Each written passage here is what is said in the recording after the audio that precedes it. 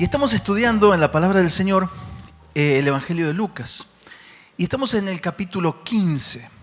Un capítulo hermoso, es un capítulo integrado, es un capítulo en el cual nosotros tenemos tres parábolas y la semana pasada nos tocó ver dos.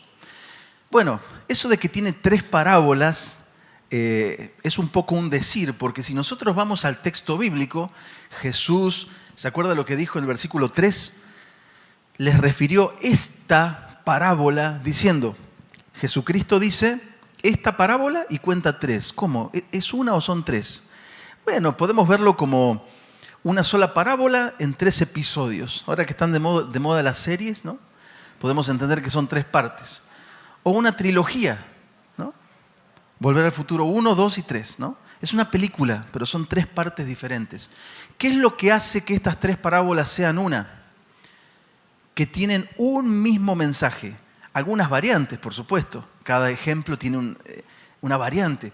Sin embargo, estas tres parábolas tienen un mismo mensaje.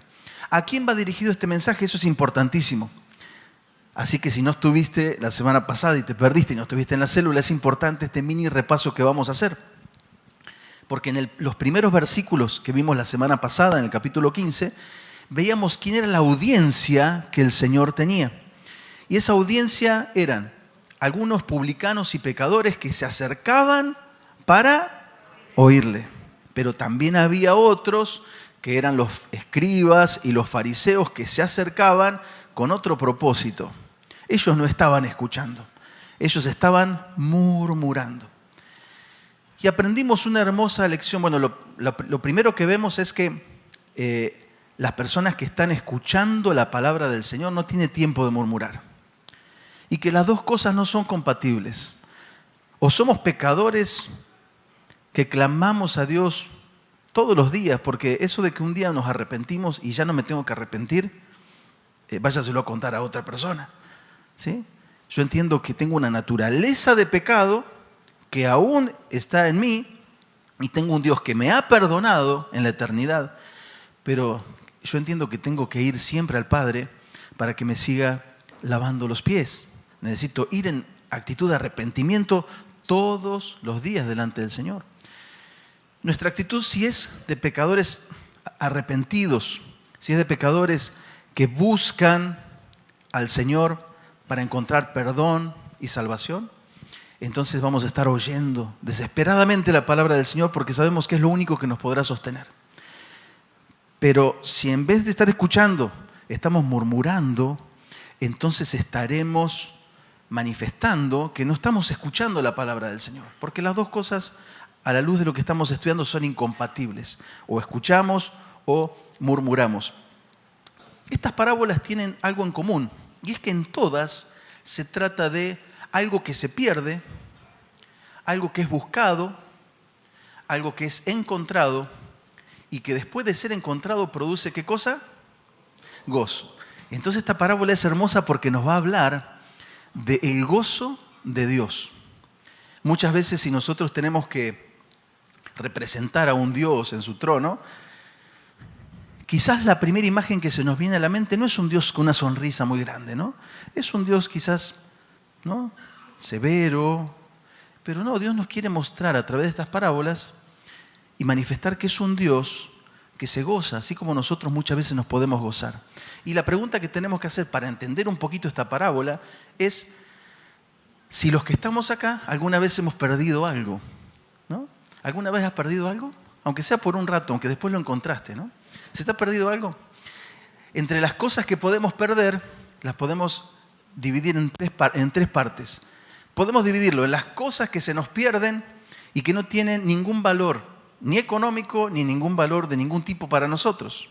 Es decir, se te quemó el foco y lo quitas para cambiarlo y después ese foco que sacaste, que estaba quemado, que estaba fundido, se te perdió. ¿Te vas a hacer algún problema, alguna mala sangre por eso? Simplemente pensarás en algún momento va a aparecer y lo voy a tirar a la basura, ¿sí? No hay ningún problema. El problema está cuando las cosas que se pierde tiene valor. Y hay dos tipos de valores. Se nos puede perder algo que tiene un valor económico alto, entonces digo, uy, eso representa una parte de mi economía. Se me perdió algo que no me alcanza la economía para volver a comprarlo o tendría que trabajar demasiado para comprarlo. Necesito encontrarlo. Pero hay algo que es más difícil todavía. Cuando se nos pierde algo que tiene un valor sentimental. Porque ¿cómo lo reponemos? ¿No? Si usted me mira, yo soy casado, felizmente, con mi esposa Clarice, pero mira, no traigo mi anillo. ¿Sabe por qué?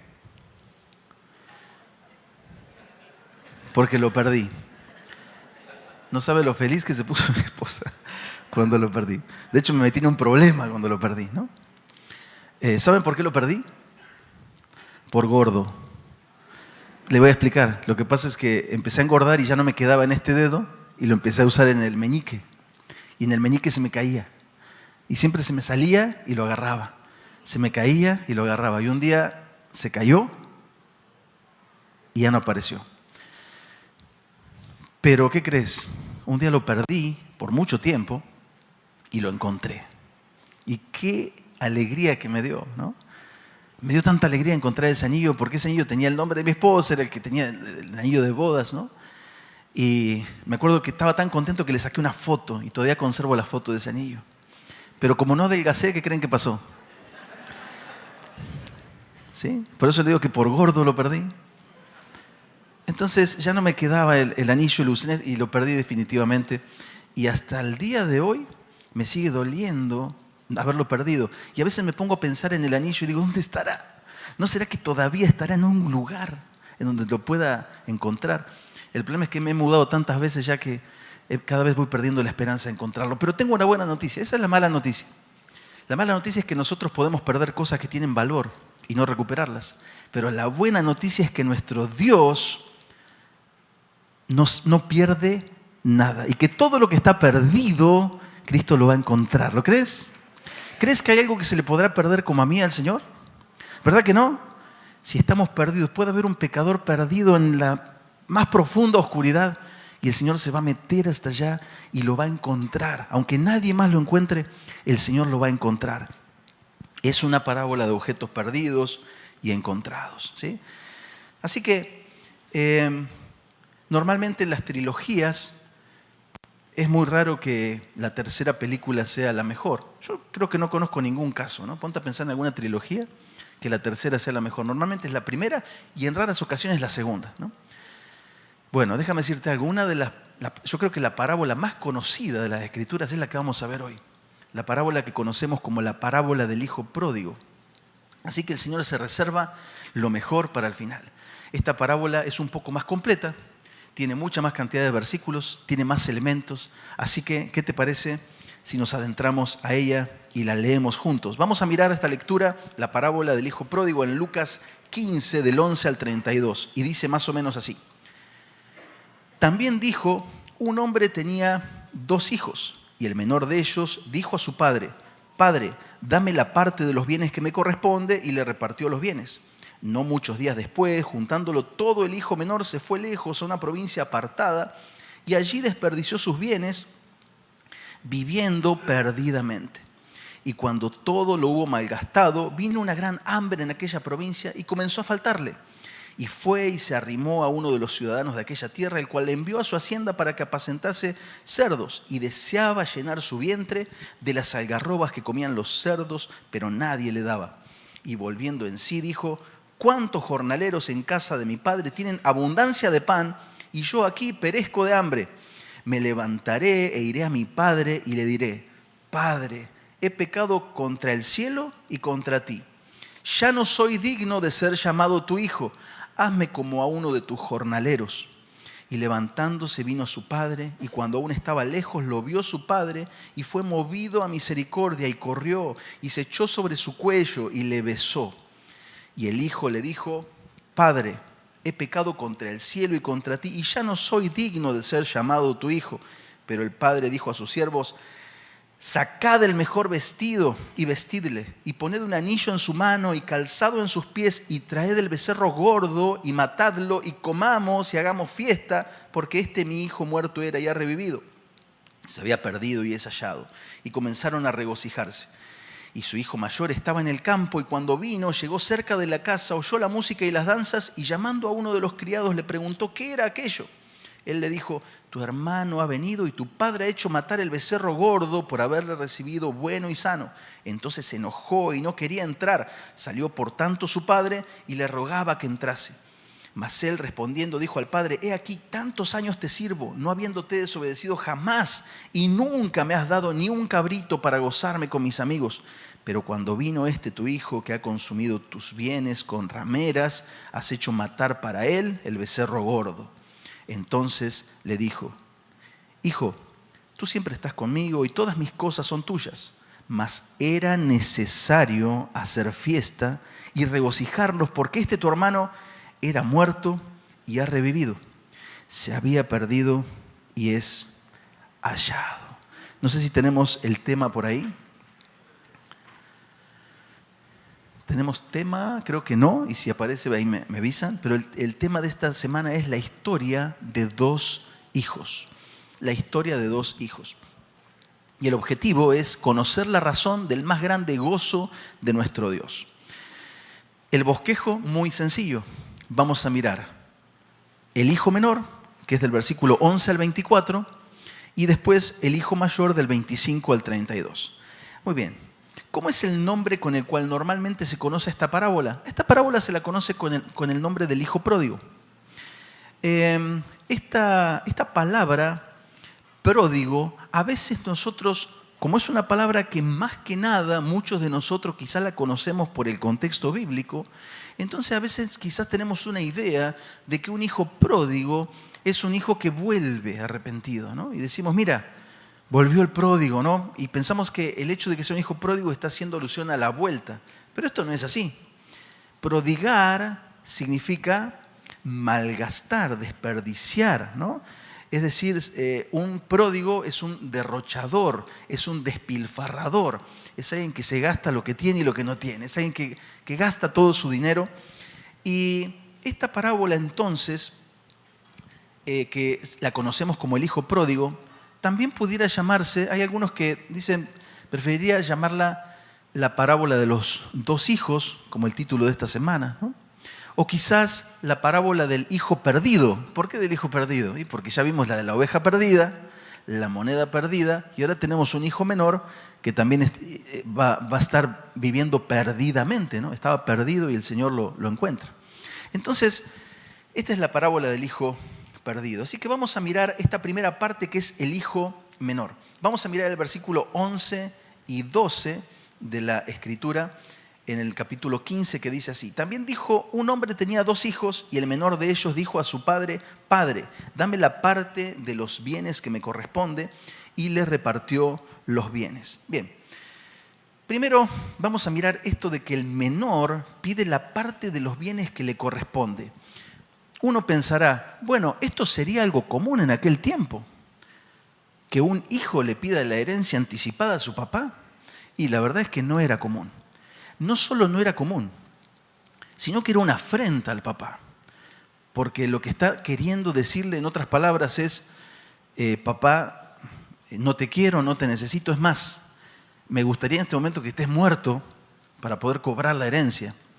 Pero por cuanto no es así, te pido que me des la parte de la herencia que me corresponderá o que me correspondería cuando tú ya no estés, ¿no? Entonces el padre pudo haberle puesto los puntos sobre las íes, porque aparte recordemos que era el hijo menor, y el que tenía las de ganar siempre era el hijo mayor. Recuerden que la herencia, cuando eran dos hijos, no se repartía en partes iguales. 2/3 iban al hijo mayor y 1/3 al hijo menor.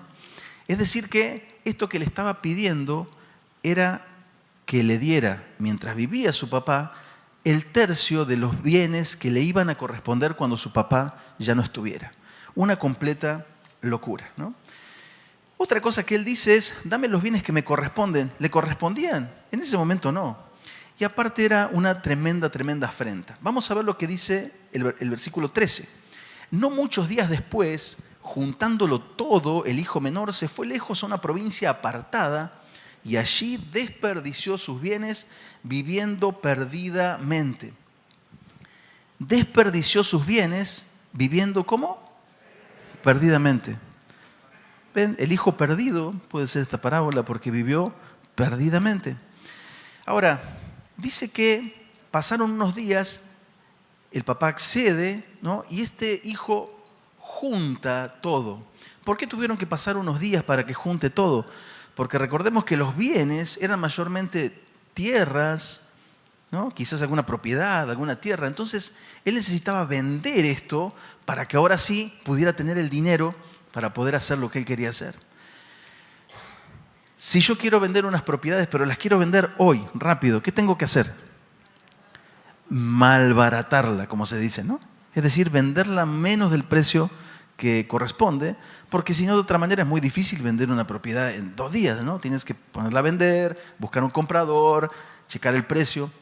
Pero dice aquí que no muchos días después, pasó poquito tiempo y el tipo ya había convertido su parte de la herencia en vida de su papá en dinero en efectivo, ¿sí?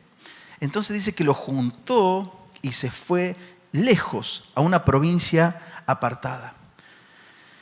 Lejos a una provincia apartada. Yo creo que se fue lo más lejos que pudo.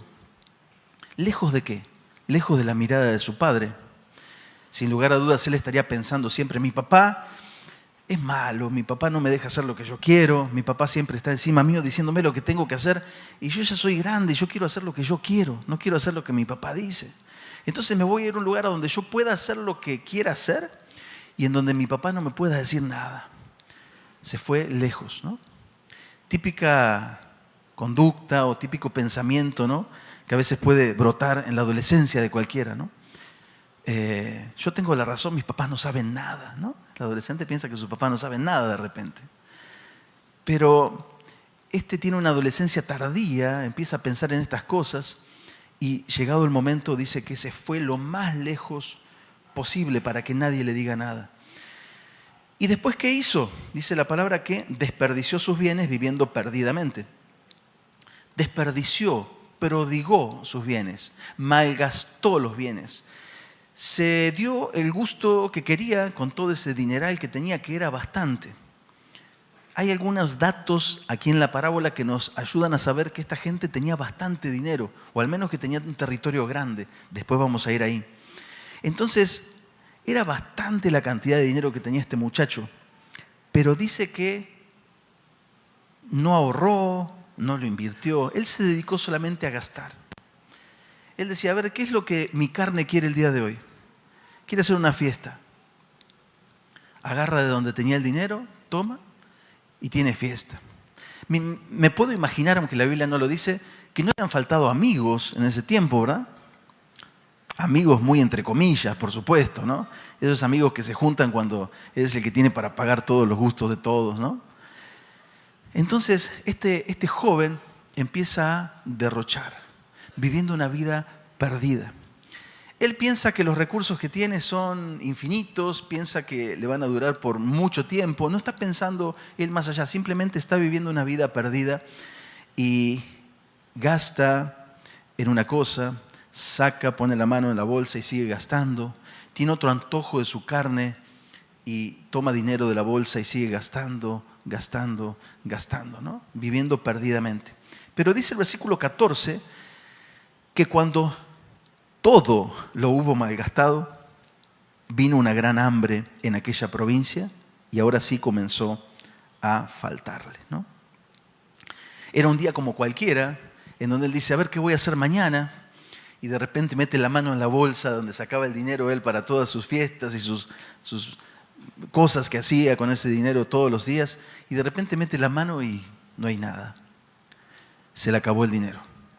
Llegó un día que no hubo más, y entonces, justo en este momento, el Señor ya tenía presupuestado algo. ¿Qué era? Que iba a venir una gran hambre. Esto de la gran hambre está cotejado en la Escritura, era algo que pasó muchas veces, ¿no? En la Escritura aparecen por muchos lugares tiempos en donde ha habido verdadera hambre, y esta parábola nos relata un caso como estos, en donde viene una gran hambre sobre toda esa provincia donde estaba este muchacho. Entonces él justo habrá pensado, bueno, se me terminó el dinero, ahora sí voy a tener que salir a trabajar. ¿Pero qué creen? Justo cuando este muchacho quizás se le ocurrió que era tiempo de trabajar, Ya no había trabajo, había hambre, no había quien te contratara, no había nada. Es más, la gente no tenía para comer. Entonces, a esta situación rebelde de él se suma una situación que no tenía que ver con él, sino con algo que estaba sucediendo en la sociedad de esa provincia. Y de repente pasa algo que no le había pasado nunca. Él había vivido con su padre, entiendo por lo que dice la parábola, que era un hombre rico o acomodado, tenía siervos, tenía trabajadores, ¿no? Entonces a este chico nunca le había faltado nada. Y de repente, el día menos pensado, se encuentra solo y de repente le empiezan a faltar cosas que nunca le habían faltado. ¿Sí? De repente se va a bañar y ya no tiene champú, no tiene para comprar. De repente a él siempre le gustaba comer, de postre le gustaba comer un chocolate, jugando, ¿no? Y de repente no tenía. Pero de repente eso se empieza a convertir en cosas de necesidades importantes y de repente un día ya empieza a ver que ni siquiera tiene lo necesario y que de repente quiere comer y no tiene comida y no tiene con qué comprarlo. Entonces, vamos a ver qué es lo que hace en el versículo 15. Y fue y se arrimó a uno de los ciudadanos de aquella tierra, el cual le envió a su hacienda para que apacentase cerdos. Él no tenía dónde vivir. Entonces dice la Biblia que fue y se arrimó a uno de los ciudadanos. Esta palabra arrimó está empleada como nosotros a veces la empleamos, ¿no? Cuando hablamos de alguien arrimado, ¿no? Alguien que se pega ahí por alguna conveniencia. Y no tengo que ser yo quien le diga qué es lo que dice aquel dicho. ¿Se acuerda que dice que el muerto y el arrimado a los 3 días, ¿cómo es? Bueno, yo no lo dije, lo dijo usted, ¿eh? Pero fíjese que dice que se arrimó a uno de los ciudadanos. No es que lo invitaron, no era que era su amigo, le dijo, pásate a mi casa, no era su amigo, su compadre. Se arrimó a una persona por necesidad, muy probablemente buscando dónde vivir, no tenía dónde vivir. Entonces esta persona quizás le dijo, bueno, mira, te doy un techito y mientras me cuidas los cerdos, apacienta mis cerdos. Entonces no era un asalariado, no era un jornalero, simplemente era un arrimado en casa de este hombre, al cual dice que esta persona le dijo que apacentase, que le cuidase los cerdos. Esta tarea de cuidar cerdos para un judío era algo completamente degradante, era un trabajo que nadie quería realizar. ¿Por qué? Porque recordemos que era un animal inmundo este. Por lo tanto, el Señor al exponerlo de esta manera, al decir que era cuidar los cerdos, está poniéndolo en lo más bajo. Quizás esto representa en la parábola algo que nosotros no llegamos a comprender por nuestra cultura. Porque para nosotros cuidar un cerdo o cuidar otro animal puede representar más o menos lo mismo, pero no así para ellos en la cultura judía. Lo que nos está diciendo es que llegó hasta lo más bajo que había, ¿no? Versículo 16, tremendo. Dice que llegó un punto en el que él, versículo 16, deseaba llenar su vientre de las algarrobas que comían los cerdos, pero nadie le daba. Hay mucha gente que le escucho compartir de esto y dice, él terminó comiendo las algarrobas de los cerdos. No, ¿dice eso la Biblia? Dice que deseaba comer la comida de los cerdos, pero que ni siquiera esa le daban. Había muchísimo hambre en el lugar. ¿Qué son las algarrobas? Bueno, es una planta de la familia de las leguminosas, del mismo género que el haba, que se utiliza como forraje. Diccionario. Se utiliza como forraje, como alimento para el ganado, alimento para los animales. Eso es el algarroba. Muy difícil de digerir para el ser humano, por eso es que prácticamente no se utiliza. Cuando está muy triturado, ahí sí tiene un saborcito dulcito y se pueden hacer algunas cosas. Pero ni siquiera dice la palabra que él terminó comiendo la comida de los cerdos. No, terminó deseando comer la comida que los cerdos... ¿Has visto un chiquero alguna vez? ¿Has visto un cerdo comer? Es hermoso, ¿verdad? Ahora imagínate una persona que tenga tanto hambre que se le escurre la saliva deseando comer esa comida que están comiendo los cerdos en el chiquero, ¿no?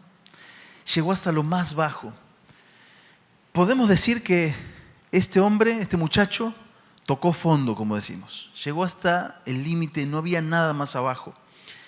Y eso es lo que hace el pecado en nuestras vidas. El pecado nos lleva a nosotros, si nosotros persistimos en el pecado, ¿qué va a pasar con nuestra vida? Va a ir en declive hasta que llegue un momento que va a tocar fondo por una cosa o por otra, ¿no? Pero ahora va a venir el versículo 17, hermoso versículo 17, que dice así: y volviendo en sí, dijo: ¿cuántos jornaleros en casa de mi padre tienen abundancia de pan y yo aquí perezco de hambre? Dice, volviendo en sí. ¿Qué quiere decir que volvió en sí? Cuando alguien vuelve en sí, ¿no? En términos de lo natural, quiere decir que alguien estaba, por ejemplo, desmayado, ¿no? Si alguien está desmayado y tú lo despiertas, dices, volvió en sí. O si está atontado o aturdido, de repente está conmocionado y no entiende, y de repente, ahora sí entiendo, ahora sí veo. Entonces, lo que dice la palabra del Señor es que Él ahora reacciona, ahora recapacita. Tiene el primer momento de reflexión en su vida, de una reflexión interna, el primer momento de lucidez en su vida. Fue necesario que tocara fondo para ahora sí volver en sí. Y cuando vuelve en sí, lo primero que se acuerda que es de la casa de su padre. Y él empieza a pensar, en la casa de mi padre hay trabajadores. Y ahora que lo pienso bien, los trabajadores se la pasaban muy bien en la casa de mi papá. Comían súper bien. Es más, los trabajadores de mi papá en este momento deben estar comiendo bien rico. Y yo aquí muriéndome de hambre. Esos trabajadores que quizás él había despreciado muchas veces, ¿no? Esos trabajadores que quizás él había denigrado muchas veces, ¿no? Esos trabajadores a los cuales él nunca le ponía atención, ahora él se acuerda de esos trabajadores y se acuerda lo bien que estaban comparando con la necesidad que estaba pasando él. Dice la última frase, y yo aquí perezco de hambre. Muchas veces utilizamos esta expresión. ¿Tienes hambre? Sí, estoy muerto de hambre, pero es una expresión. En este caso no es una simple expresión. Él está diciendo literalmente que está muriendo de hambre. Imagínense si él deseaba comer la comida de los cerdos y ni siquiera la tenía un hambre atroz. Entonces literalmente él estaba muriendo de hambre, como dice el versículo 17. Seguimos adelante con el 18. Entonces él, cuando entra en sí, en el versículo 18, piensa esto. Dice, me levantaré e iré a mi padre y le diré: Padre, he pecado contra el cielo y contra ti. Versículo 19. Ya no soy digno de ser llamado tu hijo. Hazme como a uno de tus jornaleros. Hazme como uno de tus jornaleros. Aunque sea, los jornaleros, trabajadores de mi papá están mucho mejor que yo. No soy digno de ser llamado hijo. El pecado que cometí es atroz. Y ahora vamos a leer más adelantito cuál era lo que correspondía para este hijo, de acuerdo a la ley. Lo vamos a ver más adelantito. Pero entonces, la primera cosa que entiende es que él reconoce su pecado. Él dice, Padre, he pecado contra el cielo y contra ti. Entonces, la primera cosa que sucede es que él se arrepiente. Hay un vestigio de arrepentimiento. ¿El arrepentimiento cuándo viene? Cuando confesamos nuestro pecado. Es decir, me arrepiento, y cuando me arrepiento de lo que pasa, ¿qué es lo que sucede inmediatamente? Tengo la necesidad de confesar eso que estaba haciendo y que me parecía que estaba bien. Ahora me doy cuenta, la luz me ilumina y me doy cuenta que estaba mal. Entonces primero reconoce su pecado y después él se da cuenta que había perdido su derecho de ser hijo. Él no está reclamando volver como hijo. Él ya pierde el derecho de ser hijo y entonces él pide ser tratado como uno de estos jornaleros. ¿Qué pudiéramos entender? Bueno, probablemente él, al estar como jornalero, está pensando solo en comer. Y probablemente él está pensando que si su papá le da chance de trabajar, él puede trabajar y aunque su papá no le pague, quizás le descuente de ahí todo lo que él se gastó, ¿no? Entonces quizá está pensando en trabajar para su papá, pero ahora como un trabajador. Ahora, el versículo 20 vamos a ver cómo su papá lo recibe, pero antes quiero que me acompañes a Deuteronomio 21, 18. Te voy a dar tiempo para que lo busques, porque está tremendo. Y este versículo Deuteronomio 21, 18 al 21, nos va a traer luz, es Deuteronomio 21, del 18 al 21. Esto nos va a traer luz acerca de cómo debía recibirlo su padre de acuerdo a la ley. ¿Cómo lo tendría que haber recibido su padre? A ver, ¿cómo lo iba a recibir? Vamos a ver qué decía la ley respecto de un hijo que se comportaba como este. Dice, si alguno tuviera un hijo contumaz y rebelde, que no obedeciera a la voz de su padre ni a la voz de su madre, y habiéndole castigado no les obedeciere, entonces lo tomarán su padre y su madre y lo sacarán ante los ancianos de su ciudad y a la puerta del lugar donde viva. Y dirán a los ancianos de la ciudad, este nuestro hijo es contumaz y rebelde, no obedece a nuestra voz, es glotón y borracho. Entonces todos los hombres de su ciudad, ¿qué van a hacer? ¿Y qué va a pasar? Así quitarás el mal del medio de ti y todo Israel oirá y temerá. Este muchacho es un glotón y es un borracho. Se parece un poquito al muchacho de la parábola, ¿verdad? ¿Era rebelde? Sí. Despilfarrador, se gastó en todo lo que quiso, dándose los gustos que quiso. Sin dudas, estos gustos de comer y de beber, ¿no? Pero vamos a ver que cuando Jesús está contando esta parábola, los fariseos que están escuchando están esperando esta resolución. Vuelve el hijo y el padre, ¿qué hace? Lo saca afuera y lo castiga duramente, ¿no? Y le tiran piedras y el hijo se muere y se termina la parábola y se cumple con el protocolo de la ley.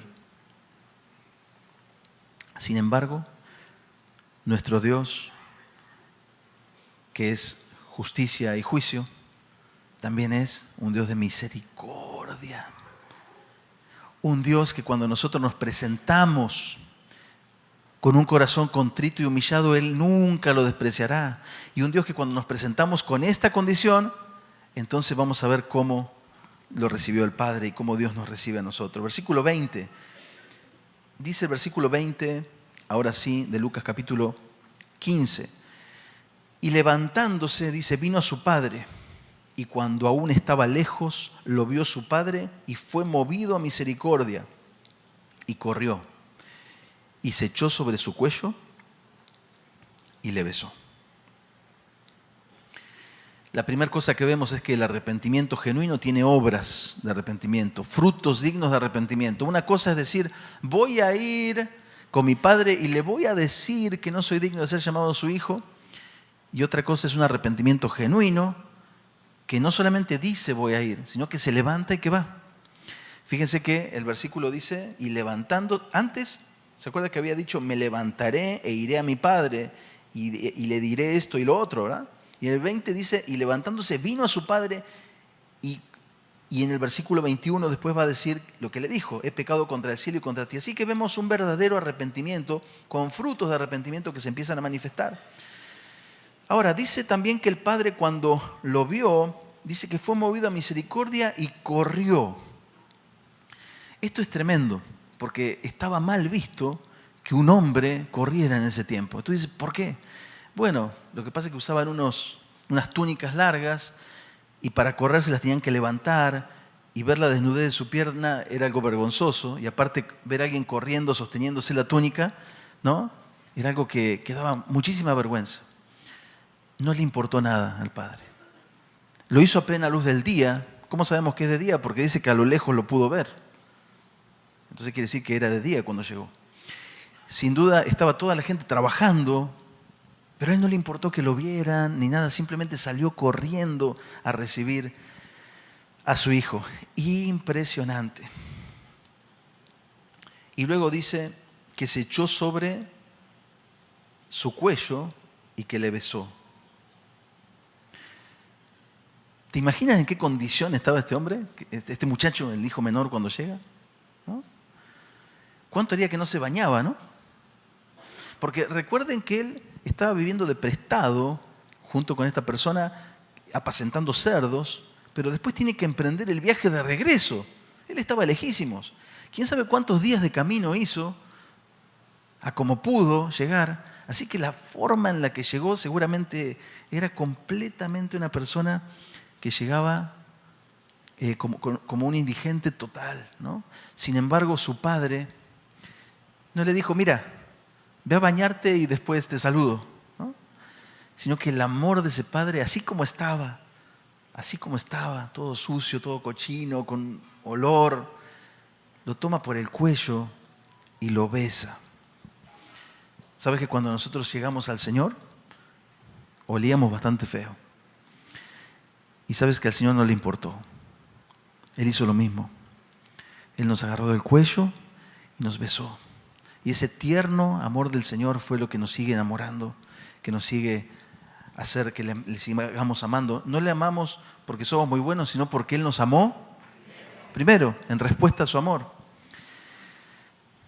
El versículo 21 dice, y el hijo le dijo, Padre, he pecado contra el cielo y contra ti, ya no soy digno de ser llamado tu hijo.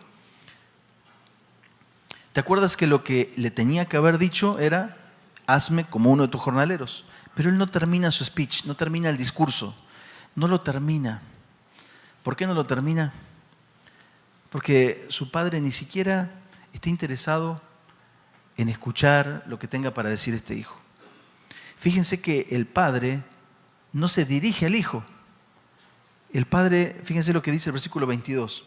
Pero el padre dijo a sus siervos, saquen el mejor vestido, vístanlo, pónganle un anillo, cálcenle los pies. Es decir, el hijo estaba hablando con su papá, esperando, mira papá, y el papá dice, estoy feliz, estoy tan contento de que viniste, no quiero ponerme a escuchar, ya sé que la habrás pasado mal, pero ahora es tiempo de fiesta. No es tiempo de mirar para atrás, de todo lo que pasó, es tiempo de hacer una fiesta y una fiesta en grande. ¿Cómo sabemos que es una fiesta en grande? Lo vamos a ver después, pero vamos a ver qué significa esto de que le saca el mejor vestido. El mejor vestido era un vestido que se usaba solo en ocasiones muy especiales. Y muchas veces este vestido estaba reservado para los hermanos mayores. Entonces en este caso le dan este vestido a esta persona que venía de haberse malgastado todo y después sacan su anillo. El anillo tenía el escudo de la familia y muchas veces se usaba para sellar papeles importantes. También normalmente le correspondería al hijo mayor, pero este papá, muerto de amor por su hijo que regresó, le pone su anillo diciéndole, hijo, nada de que jornalero, nada que de trabajador, tú eres mi hijo y vas a llevar el escudo de la familia. Tú no eres un jornalero, tú eres hijo. ¿Sí? Y luego lo calza, por lo mismo. El calzado significaba ¿qué? Cuando alguien no tenía calzado significaba que era un esclavo. Los esclavos no tenían sandalia, no tenían calzado. Entonces dice, mi hijo, no puedes andar descalzo. Tú eres mi hijo y vas a andar calzado con sandalias. Así que pónganle el calzado en los pies. Y prepárese porque, ¿te acuerdas que el pastor del episodio 1, de la primera parte de la parábola, cuando encuentra la oveja, llama a los vecinos, a los amigos y a los vecinos, y para gozarse juntos? Y te acuerdas que la mujer, cuando encuentra la dracma perdida, llama a las amigas y vecinas y también hacen ahí un festejo. Esas fiestas se quedan chiquitas comparada con esta. ¿Cómo sabemos eso? Por lo que dice el versículo siguiente o los versículos siguientes, 23 y 24. Y traigan el becerro gordo y matadlo y comamos y hagamos fiesta, porque este mi hijo muerto era y ha revivido, se había perdido y es hallado, y comenzaron a regocijarse. ¿Cómo sabemos que fue una gran fiesta? Porque mandaron a matar el becerro gordo.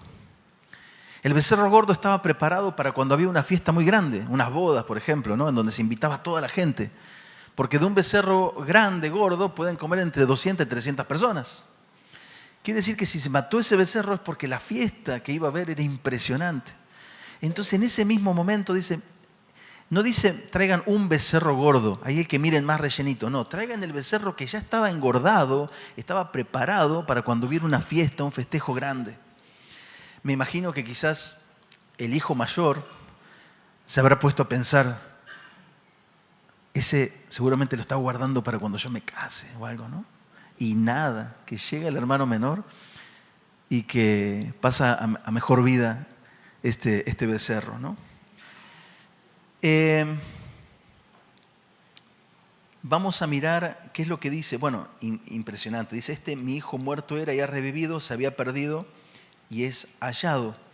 Si quieres apuntar ahí, Efesios 2.1, donde dice muerto era y ha revivido, dice Efesios 2.1, Él os dio vida a vosotros cuando estabais muertos en vuestros delitos y pecados. Y si quieres apuntar una nota al lado de cuando dice se había perdido y es hallado, apunta Lucas 19.10, porque el Hijo del Hombre vino a buscar y a salvar lo que se había perdido, ¿no?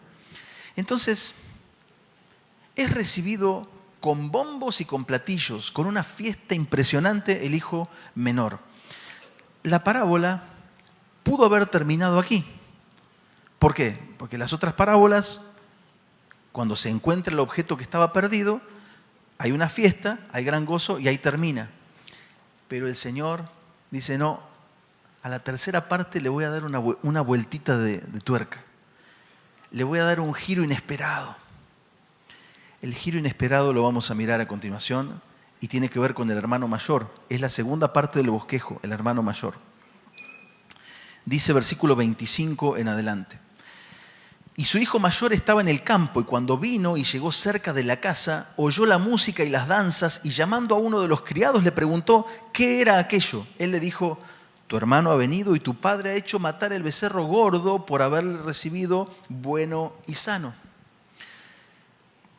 Cuando va llegando a la casa, empieza a escuchar música el hermano y no entiende nada. Hay una fiesta en la casa, a mí nadie me avisó, nadie me invitó, yo no sabía nada. Claro, es que la fiesta se organizó así. ¿Se acuerdan que cuando va llegando, el hijo no le alcanza a decir, hazme como un jornalero, porque el papá le dice a los siervos, maten el becerro gordo?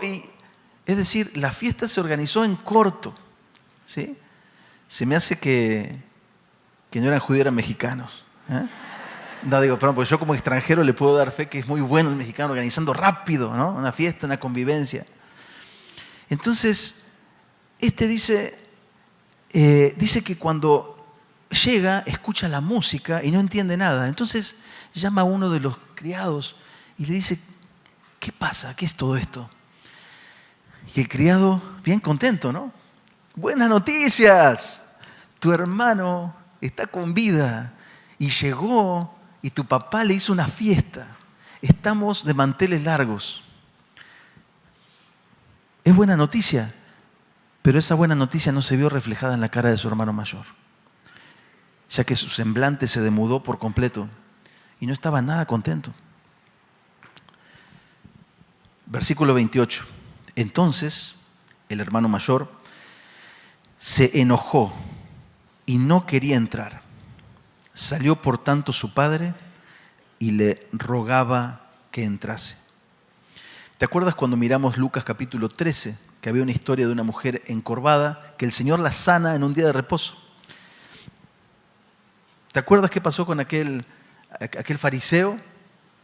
También se enojó. ¿Cómo es posible? Se enojó. ¿Cómo la van a sanar en el día de reposo? Qué locura, ¿verdad? Que el Señor nos libre del religiosismo porque nos convierte en seres como estos, que no podemos gozarnos de las cosas que debemos gozarnos. Dice que se enojó y no quería entrar. Dice su padre le rogaba que entrase. Nos recuerda Mateo 23:37, cuando el Señor dice, Jerusalén, Jerusalén, que matas a los profetas y apedreas a los que te son enviados. ¿Cuántas veces quise juntar a tus hijos como la gallina junta sus polluelos debajo de las alas y no quisiste? He aquí vuestra casa os es dejada desierta. Le dice el papá, ven, hay una fiesta, te ruego que pases a la fiesta, por favor. No te enojes, es que tu hermano llegó y hizo una fiesta, no te enojes, pasa. Y su hermano dijo, no paso, no es mi fiesta, estoy enojado.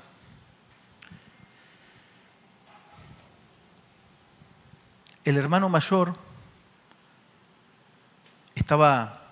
se había acostumbrado a vivir todo ese tiempo hablando mal de su hermano, murmurando, ¿no? Él no es como yo. Yo no soy como él. Yo soy mucho mejor que él, ¿no? Entonces, se tendió su propia trampa. Fíjese lo que responde en el versículo 29. Mas él, respondiendo, dijo al padre: he aquí, tantos años te sirvo, no habiéndote desobedecido jamás, y nunca me has dado ni un cabrito para gozarme con mis amigos. Pero cuando vino este tu hijo, que ha consumido tus bienes con rameras, has hecho matar para él el becerro gordo.